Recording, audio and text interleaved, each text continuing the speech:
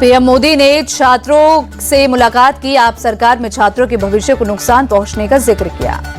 छात्रों से बातचीत में पीएम मोदी बोले, सुना है आप सरकार 9वीं कक्षा के बाद बच्चों को आगे नहीं जाने देती। जिनके पास होने की गारंटी है उन्हें ही आगे जाने दे रही है ताकि उनका रिजल्ट और छवि खराब ना हो, जो कि गलत है। दिल्ली के जंगपुरा में गृह मंत्री अमित शाह की रैली, केजरीवाल और सिसोदिया को घेरा। बोले, सिसोदिया पटपटगंज को धोखा देकर यहां आए। केजरीवाल ने झूठे वादे करके लोगों को बहलाया। शाह ने केजरीवाल और सिसोदिया को बड़े मियां छोटे मियां की जोड़ी बताया। छोटे मियां बड़े मियां की जोड़ी ने दिल्ली को ठगा। 10 साल में इन्होंने कुछ नहीं किया। बीजेपी जो कहती है वो करती है। शाह बोले, आपकी सरकार ने स्कूल और मंदिरों के पास शराब की दुकानें खोली। दिल्ली में शिक्षा मंत्री शराब घोटाले में जेल गए। अमित शाह बोले, मोदी जो कहते हैं वो करके दिखाते हैं। जम्मू कश्मीर से हमने धारा 370 हटाई। अब लाल चौक पर जन्माष्टमी मनाई जाती है। छतरपुर में केंद्रीय मंत्री राजनाथ सिंह का रोड शो। बीजेपी प्रत्याशी के पक्ष में मांगे वोट। रोड शो में बड़ी संख्या में शामिल हुए लोग। दिल्ली चुनाव में आज प्रचार का आखिरी दिन। केजरीवाल ने फिर आप कार्यकर्ताओं पर हुए हमले का मुद्दा उठाया। बोले, दिल्ली में खुलेआम गुंडागर्दी हो रही है, पुलिस इतनी लाचार क्यों? केजरीवाल बोले, पुलिस के सामने आप कार्यकर्ताओं पर हमले हो रहे हैं, उन्हें धमकियां दी जा रही है। दिल्ली पुलिस किससे डर रही है? केजरीवाल ने कहा, दिल्ली की कानून व्यवस्था पूरी तरह से ध्वस्त। इस चुनाव में महिलाओं पर हमले हुए। जनता पूछ रही है, गुंडों का सरदार आखिर कौन है?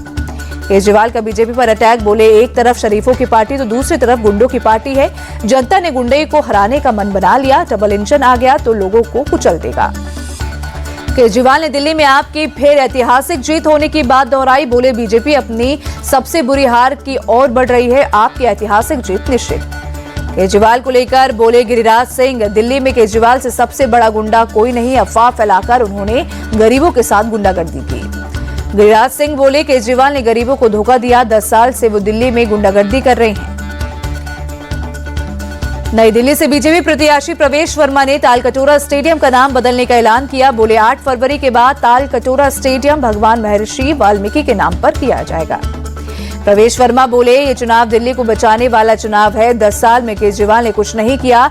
बीजेपी सबका साथ सबका विकास के तहत काम करती है। नई दिल्ली में भी इस बार कमल खिलेगा।